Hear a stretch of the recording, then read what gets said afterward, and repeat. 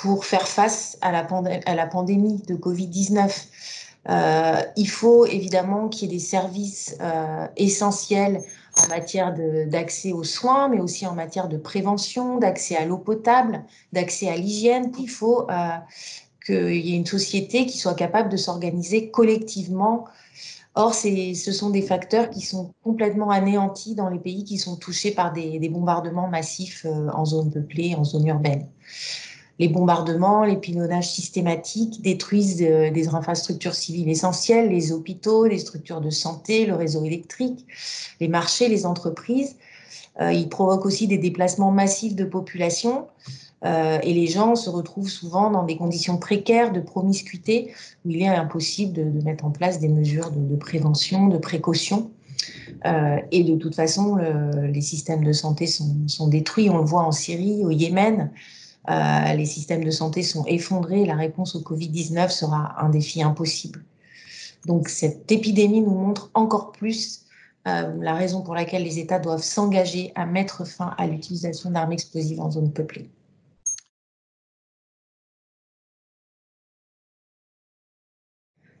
Donc le processus diplomatique pour une déclaration politique contre l'utilisation d'armes explosives en zone peuplée, il a été lancé officiellement à Vienne en octobre 2019.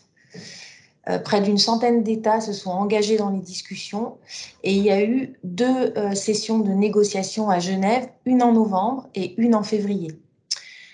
Nous devions normalement avoir une dernière conférence de négociation pour s'accorder sur un projet de texte et cette déclaration, elle sera proposée pour adoption par les États à Dublin. Alors évidemment, la pandémie de Covid-19, elle a perturbé cet agenda diplomatique. Donc pour l'instant, le calendrier de la dernière session et de la conférence d'adoption reste à définir, mais les discussions continuent à distance de façon très active.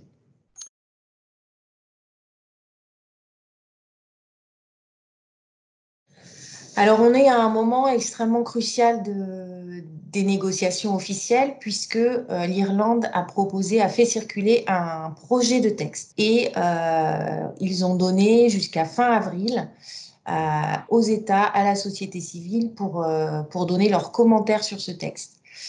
C'est un texte qui est très satisfaisant par certains côtés, qui a encore un langage trop faible.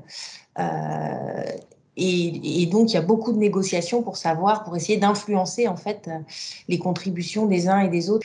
Certains États sont totalement engagés, d'autres aimeraient qu'il y ait une déclaration à minima, avec très peu d'engagement. Certains estiment qu'il y a une bonne manière d'utiliser ces armes dans les zones urbaines. D'autres souhaiteraient que la déclaration se borne à dire qu'il suffit de respecter le droit humanitaire international. Or, handicap international, humanité et inclusion, nous voulons que les États reconnaissent que l'utilisation des armes explosives en zone peuplée a toujours des conséquences humanitaires dévastatrices pour les civils, comme le montrent les conflits en Syrie, au Yémen. Nous demandons aux États qu'ils s'engagent à mettre fin à l'utilisation des armes à large rayon d'impact en zone peuplée, à aider les victimes et leurs familles, et qu'ils s'engagent à être plus transparents sur la réalité des dommages qui sont causés aux civils.